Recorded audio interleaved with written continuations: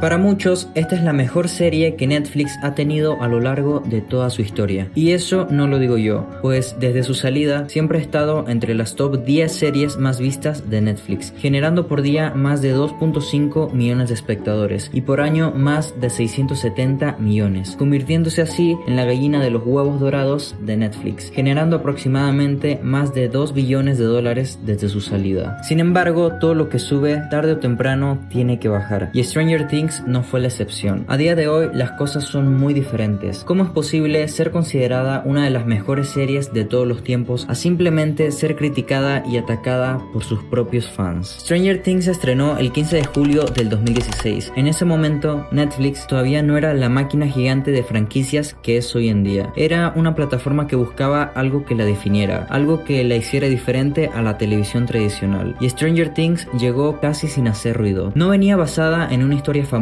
no adaptaba un libro conocido y no tenía actores muy famosos. Era una historia original ambientada en los años 80 con niños como protagonistas y una mezcla de misterio, ciencia ficción y un poco de terror. Y por eso mismo lo que pasó después fue realmente sorprendente. La serie explotó, y no solo en reproducciones, explotó en conversación, en memes, en disfraces, en música, en estilo visual y en referencias por todos lados. Hasta que un día algo cambió. La serie dejó de comportarse como una historia y empezó a comportarse como algo que no podía fallar. Y aunque al inicio no era tan notorio, con el tiempo empezó a notarse en pequeños detalles que los fans señalaron con el tiempo. Escenas muy tensas que siempre encontraban salida, amenazas enormes que nunca terminaban de cumplirse, finales que prometían consecuencias y luego las deshacían. Ese fue el momento en el que Stranger Things empezó a protegerse. Y cuando llegó la temporada 4, esto ya era casi imposible de ignorar. Muchos lo disfrutaron, y con razón. Era ambiciosa, oscura y espectacular, pero al mismo tiempo algo dejó inquietos incluso a los fans más fieles. Las críticas se repetían en distintos lugares, con distintas palabras, pero la misma idea. La serie parecía gritar: ahora sí va a pasar algo grave, y luego retrocedía. Los episodios eran más largos, las amenazas más grandes, pero los personajes principales parecían intocables. Sin embargo, para 2025 llegaría a la pantalla la temporada final de la serie. Era posible arreglar todos los errores que ya se habían cometido en el pasado y cerrar la historia con broche de oro, pues para mediados de ese mismo año salieron los episodios que terminarían de definir a Stranger Things como una serie que ya llevaba casi una década acompañando a la gente. Las expectativas estaban por los cielos, y era lógico. Cuando una serie se vuelve tan grande, cualquier detalle pesa más de lo normal, no porque el público sea injusto, sino porque el cariño es real. Esto Netflix lo sabía, por eso la temporada se estrenó en partes, como un evento, dándole tiempo a la conversación, a las teorías y a la emoción. Todo apuntaba que estábamos frente al comienzo del final, o al menos eso parecía. Y al principio funcionó. El villano era más oscuro, el tono más serio, y la serie parecía volver a ese lugar incómodo donde nada estaba garantizado. Muchos sentimos por un momento que Stranger Things se estaba despidiendo como debía, pero a medida que avanzaban los episodios empezó a aparecer una sensación difícil de explicar, pero muy fácil de sentir. No era que la historia estuviera mal contada, era que incluso en sus momentos más extremos algo no terminaba de romperse. Las amenazas eran enormes, las escenas largas y la música intensa, pero el resultado casi siempre era el mismo: todo seguía en pie. Es ahí donde muchos fans empezaron a decir lo mismo, que la serie parecía estar preparándose para golpear fuerte y que luego se detenía justo antes. No fue una decepción inmediata, más bien una duda que se fue acumulando, la sensación de que el final ya estaba condicionado, de que ciertas cosas simplemente no podían pasar. Y cuando una historia llega a ese punto, el problema ya no es cómo termina, sino qué tan libre es para terminar como se necesita. Ese fue el verdadero peso que cayó sobre Stranger Things en ese momento. No el odio, no el rechazo, sino la pregunta que nadie quería hacer en voz alta: ¿todavía se atreve? Esa pregunta quedó flotando. No explotó de inmediato, pero tampoco desapareció. Se fue colando en cada escena, en cada amenaza y en cada momento que parecía definitivo. Porque cuando una historia hace crecer esa duda, el espectador empieza a mirar distinto. Ya no se pregunta qué va a pasar, sino qué no va a pasar. Y eso cambia por completo la experiencia, hasta que finalmente llegó ese instante silencioso, el más peligroso de todos. No un giro espectacular, no una muerte impactante, sino el momento en que la historia llevó todo al límite. Y aún así, nada verdaderamente irreversible ocurrió. Ahí fue cuando muchos lo entendieron, incluso sin querer admitirlo. Stranger Things no había perdido su calidad, pero pero había perdido su libertad. Libertad para romper, libertad para incomodar y libertad para dejar consecuencias que no se puedan borrar. Las amenazas seguían creciendo, el espectáculo era mayor que nunca, pero el resultado empezaba a sentirse escrito de antemano. No porque fuera predecible escena por escena, sino porque el corazón de la historia ya no se atrevía a cruzar cierta línea. Y fue ese el clímax real, no el final de un episodio, sino el punto exacto en el que el espectador dejó de temer por lo que podía perder. Desde ahí todo siguió funcionando, pero ya no dolía igual. Y cuando una historia deja de doler, aunque siga siendo grande, aunque siga siendo querida, ya no puede ser la misma. Por eso el error del que tanta gente habla no es un momento en concreto, ni siquiera una escena en específico, y mucho menos una temporada entera. El error fue convertir una historia en una marca que no podía fallar. No saber irse cuando todavía dolía, no cerrar cuando el misterio seguía vivo, no porque faltara talento, sino porque sobró miedo a perder algo que funcionaba. Y aquí viene lo más importante de todo este análisis. Stranger Things no se destruyó como serie, se transformó. Pasó de ser una historia que avanzaba sin red de seguridad a una historia que caminaba con cuidado para no romperse. Y eso, para muchos espectadores, fue suficiente para cambiar la forma en la que se sentían. La moraleja de todo esto no es que Stranger Things sea un error, ni que el éxito sea algo negativo. La moraleja es que las historias, como las personas, necesitan saber cuándo cerrar un ciclo, porque cuando una historia se queda demasiado tiempo, no siempre se va mal, pero casi siempre se va distinta, y a veces esa diferencia es justo lo que más duele. Tal vez Stranger Things no perdió su calidad, tal vez no perdió sus fans, pero en el camino perdió algo mucho más frágil, la sensación de que todo podía pasar, y cuando eso se va, no importa qué tan grande sea el espectáculo, algo en el fondo ya no vuelve a sentirse igual. Y aún así, a pesar de las críticas, si hoy seguimos hablando de ella, es precisamente porque hizo muchas cosas bien, y eso es lo que cuenta. Ahora sí, quiero saber qué piensas tú,